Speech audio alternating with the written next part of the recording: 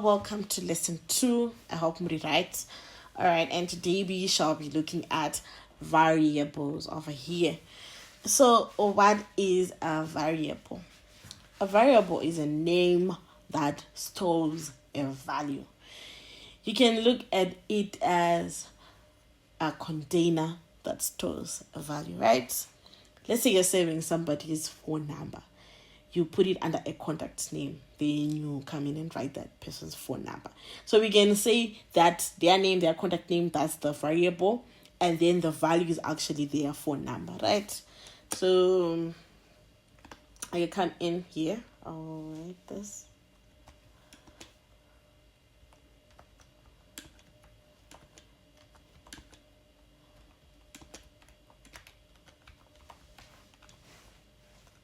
Look at it as a container.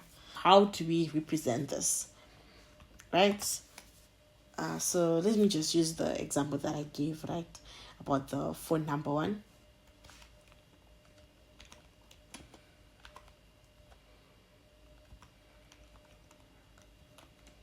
Oh, I made a mistake there. We can't leave spaces, right? When we are naming our variables, it has to be one word. So I can come in and put an underscore instead of doing what I had done, right? Come in and put an underscore. Okay. Or you can use this notation.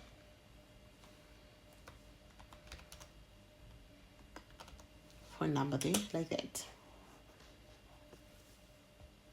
I think my page has gotten a bit smaller. Let me just... Okay, I've just adjusted that. So we can write it like this, phone number, and I'll give us a phone number. So I might say this is... Alright, so as you can see what's happening here, because of AI and all that, what Google Colab does is it suggests for you, like over here, this is actually a suggestion. So this is what you see most of the time. It will actually give you a suggestion. Maybe actually it will be the whole code block, especially when we're doing NL. The steps are quite similar, so it will like read through from what you've given it and suggest the rest of the code. You can come in and just tab and use that code, but as beginners you might have to ignore this. Let me just try to see a way if I can find the setting to delete the suggestions. I think I'll look at it in the next video.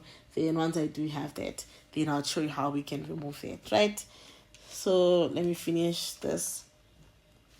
So I am going to use the suggestion that they had given me, like that, right? And congratulations, here you have your first variable. So your variable is like a container, like I said. So phone number contains that value of text over here that I've put. When you put quotations marks over here like this, it's like we have text. This is what we have.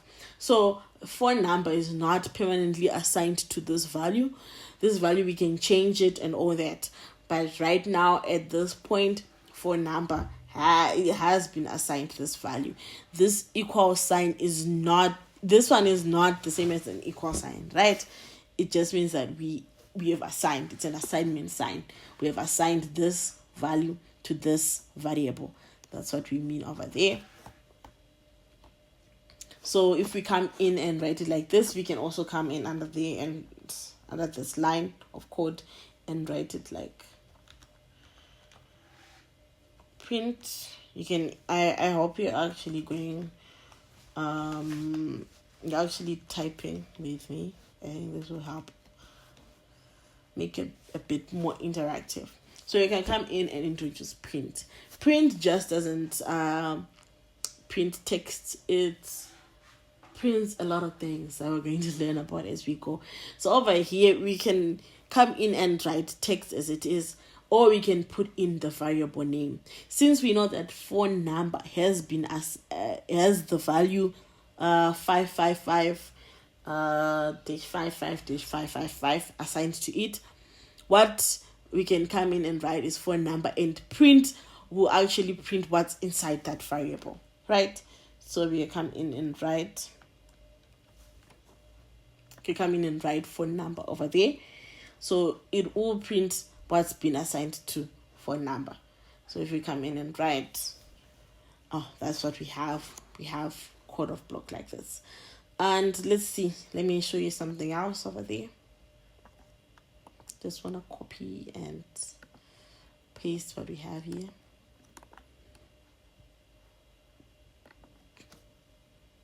It's over here.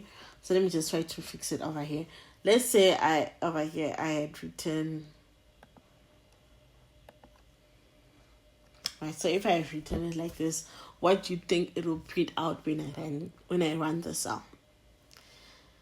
Now let's run it and see. It prints out phone number, because the moment I introduce quotation marks, this becomes text. It's no longer a variable, this becomes text. So you can use the single quotation marks or the double ones that have, where we have this, they're double over here. They're double, there are two of them over there.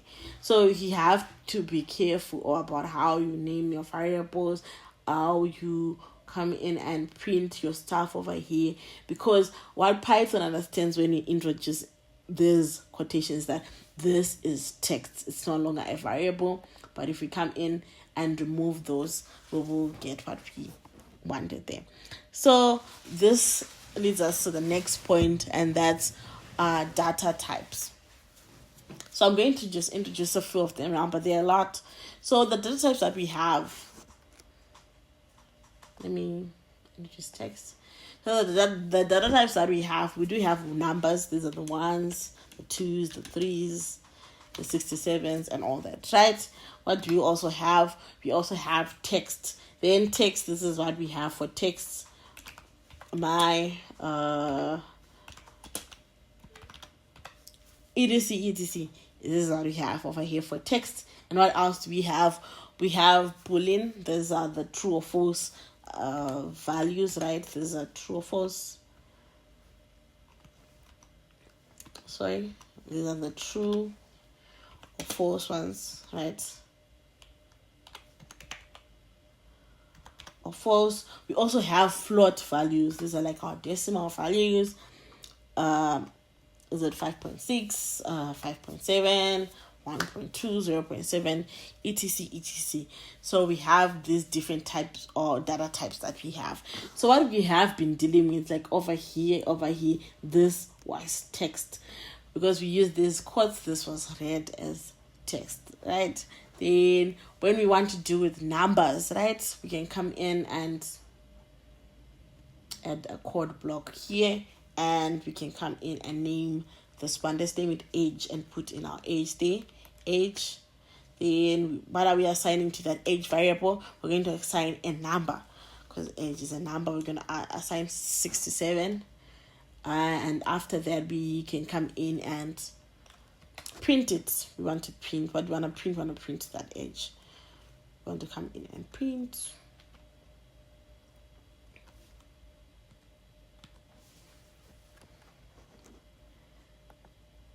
And we see here it has 67 being printed.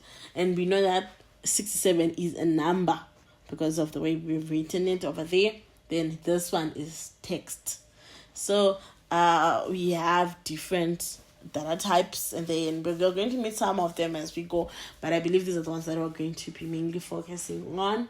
And if we do introduce some, you can always go and look them up so that you just see what other data types do we have. So we don't have to tell Python that this is text, this is a number. It figures it out on its own, and it figures out the type for us. And it will know that this type, for example, let's say I had written, I'm just going to introduce our syntax a bit early, but we are going to see this in the next videos. Let's say I had something like this, right? 67 plus my. What do you think this will produce for us? Like I said, Python figures out these data types for us. Or what do you think it would do? Let's just say this is an operation sign, but then we have two different data types. We have a number and we have text over there. It will figure out that this is an error. And as you can read from this type error, like I mentioned, we'll get into detail with this error messages, but then for now, for what we want to discover here, we come to this line.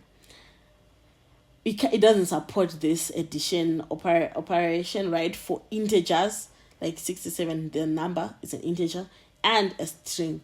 It can't support this. So it figured it out that this is a text, this is text, and this is an integer, this is a number. And it couldn't operate that the way we wanted it to, right? So that's it for today. And in the next lesson, we shall look at the basic operations. Thank you.